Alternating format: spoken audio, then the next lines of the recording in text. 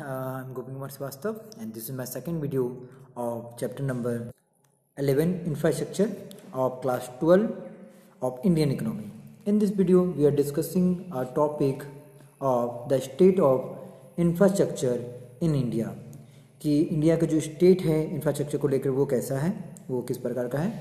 So let understand the state of infrastructure in India is examined with the reference to the two vital component of infrastructure, energy and the health.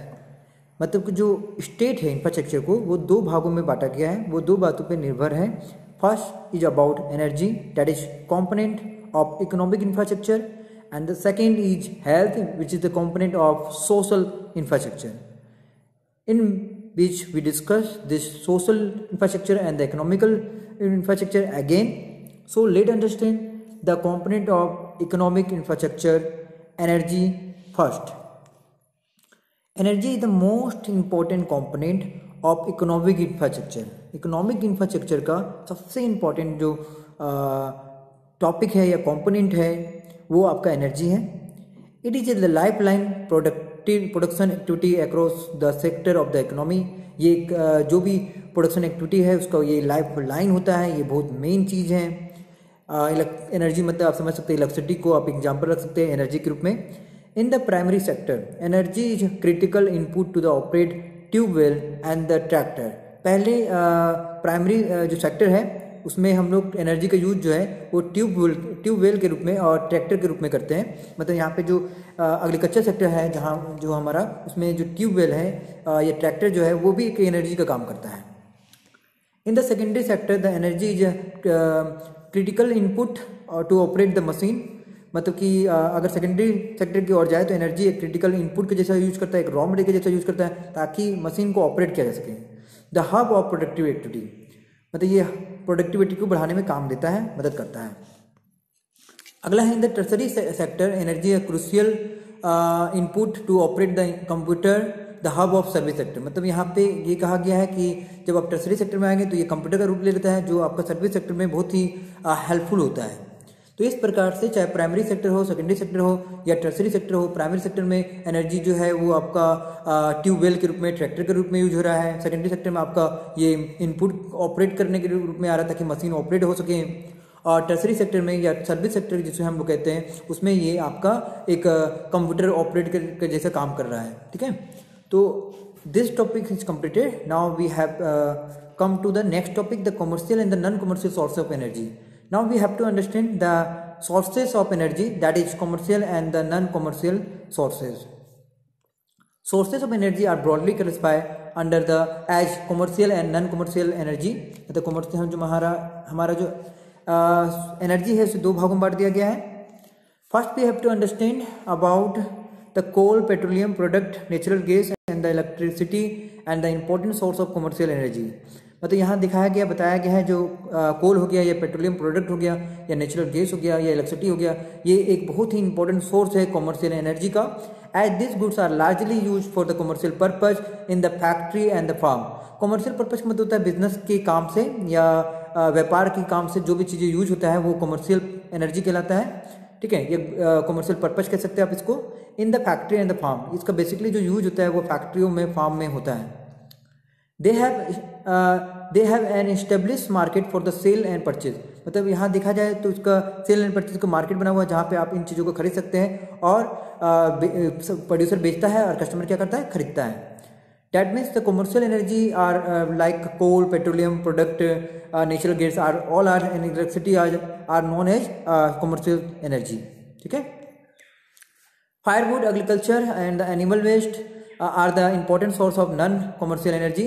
देखा जाए जो चीज़ें हमें व्यापारिक नहीं होता है, जो चीज़ हमें बहुत आसानी से मिल जाता है वो आपका नॉन कमर्शियल एनर्जी के रूप में है. जैसे कि फायरवुड मतलब कि जो लकड़ी जलाने के लिए जो हमें जंगलों से मिलता है, या एग्रीकल्चर वेस्ट हो गया या स्ट्रो जिसको कह सकते हैं, एंड एनिमल वेस्ट हो गया, काउ डग हो गया. ये सब चीज़ें हमारा नॉन कमर्शियल एनर्जी, क्योंकि उसमें हमें ज़्यादा मेहनत करने की जरूरत नहीं पड़ता है और ये बहुत ही आसानी से आपको अवेलेबल भी हो सकता है. जबकि कोल हो गया या पेट्रोलियम हो गया जो कमर्शियल एनर्जी होता है वो हमें बहुत ही आसानी से अवेलेबल नहीं होता है.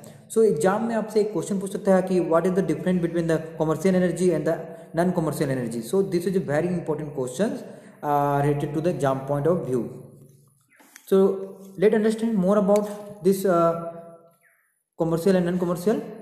Generally commercial source of energy command a price while non-commercial do not. यहाँ साफ कह दिया गया कमर्शियल एनर्जी सोर्स जो होता है वो एक प्राइस से ही मिलेगा आपको, मतलब उसका एक वैल्यू होता है, मनी वैल्यू। अगर मान लीजिए आपको मार्केट में जाके कोयला चाहिए, पेट्रोल चाहिए, उसका मनी वैल्यू होता है, आपको बिना मनी वैल्यू का नहीं मिलेगा। जबकि आपको काव डग हो गया या एग्रीकल्चर वेस्ट हो गया, तो ये सब चीज़ें आपको बहुत ही प्राइस इसका उतना होता नहीं है, बहुत ही सस्ते में मिल जाएगा, या आप खुद भी इसको अवेलेबल कर सकते हैं, या आपको मिल सकता है। आपका अगर आपका खुद का खेती है या गाय है तो आपको ये चीज़ें आराम से मिल सकता है।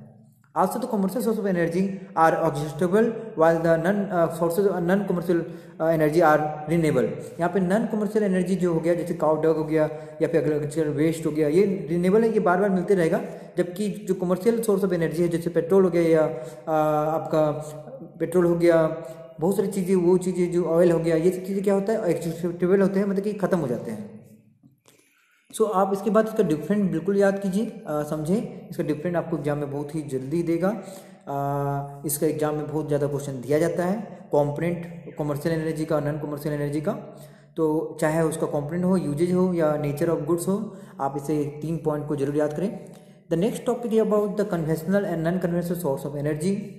The conventional source of energy are those which have long history of the knowledge and use, जैसे coal and petroleum and the natural gas and electricity।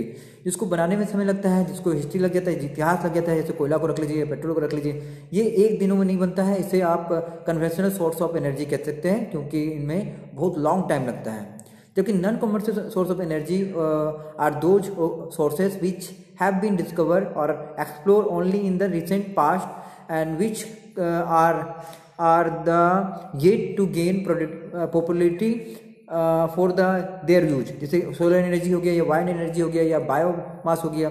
यहाँ पे देखा जाए जो कोयल हो गया, पेट्रोलियम हो गया, जिसको बनने में बहुत साल लग गया, जबकि हमारे पास अभी non conventional source of energy में जो है ये हमें करंट में ही मिला है, ज़्यादा दिन नहीं हुआ है, रिसेंट पास्ट, मतलब कुछ समय पहले ही हमने इसे इस तरह का जो इन्वेंशन था एनर्जी को उसे हमने प्राप्त किया था। जैसे कि सोलर एनर्जी हो गया, सूर्य की रोशनी से एनर्जी बनाना, इलेक्ट्रिसिटी बनाना, या वाइंड एनर्जी हो गया। इस तरह से ये बहुत ही सस्ता, सुविधा और बहुत ही अच्छा है, जिससे नेचुरल रिसोर्स बर्बाद नहीं होता है। अगर हम सोलर एनर्जी का और वाइंड एनर्जी का यूज करते हैं तो वो चीज़ें जो हम हमारे नेचुरल रिसोर्सेज को अफेक्ट नहीं करती हैं, जो हमें नेचर से डायरेक्टली मिल जाता है, उसे हम non conventional source of energy कहते हैं। और जिसमें हमें बहुत समय लगता है, जैसे कोयला पेट्रोल को बनने में बहुत ज़्यादा समय लगता है, ये बहुत दिनों बाद मिलता है, तो इसे हमें कन्वेंशनल सोर्स ऑफ एनर्जी कहते हैं। ठीक है, अगला है कन्वेंशनल सोर्स ऑफ एनर्जी में कोयला को रख लीजिए। यहाँ पे कोयला के बारे में बहुत भी जो कोल है, जिसे हम लोग कोयला कहते हैं, ये इसमें बहुत सारी बातें इसमें इंक्लूड किया गया है। Among the conventional source of energy in India the most important is coal, मतलब कि कन्वेंशनल सोर्स में एनर्जी में सबसे ज़्यादा इंपॉर्टेंट है वो हो गया आपका कोयला। ठीक है, coal. Following are the important fact related to the coal as the conventional source of energy in India. मतलब ये कुछ फैक्ट है जिससे ये क्लियर होता है कि कोयला जो है हमारे लिए, या कोल जो है हमारे लिए बहुत ही इंपॉर्टेंट है। India is rich in the coal production, या साफ कह दिया गया इंडिया में जो है कोल का प्रोडक्शन बहुत ज़्यादा है। In 1951 production of coal in India was 328 lakh ton. तो यहाँ पे बताया दिया गया है 1950 से 1951 में जो इंडिया का प्रोडक्शन था कोयला को लेकर वो 328 लाख टन था, which increase to 6764 lakh ton इन 2017 और 18। आप देख सकते हैं इसका प्रोडक्शन और भी ज़्यादा बढ़ गया है, मतलब कोयला का प्रोडक्शन सबसे ज़्यादा हो रहा है भारत में।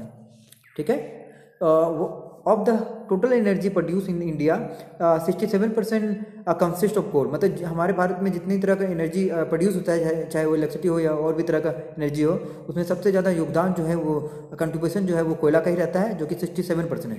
मतलब 67% जो कोयला है वो यूज किया जाता है।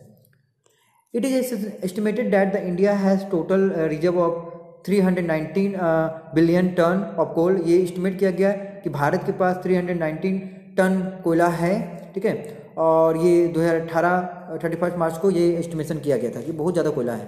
ठीक है, the principal consumer of coal are thermal power station using coal to generate electricity. मतलब कि जो प्रिंसिपल कंज्यूमर ऑफ कोल, कोयला को सबसे ज़्यादा कहाँ यूज़ किया जाता है, तो थर्मल पावर स्टेशन में किया जाता है।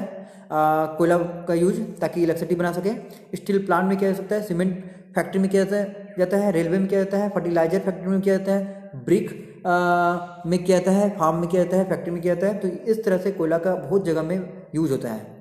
However, the Indian coal contain a large quantity of ash and the generate less heat। मतलब यहाँ पे फिर भी ये कहा गया कि इंडिया प्रोडक्शन में कोयला का बहुत ज़्यादा है, फिर भी क्या है, इंडिया का जो कोयला है उतना क्वालिटी नहीं होता है, उसमें ज़्यादा ऐश नहीं होता है, वो ज़्यादा हीट नहीं पैदा करता है, ठीक ना। It hamper the efficiency of the thermal power station.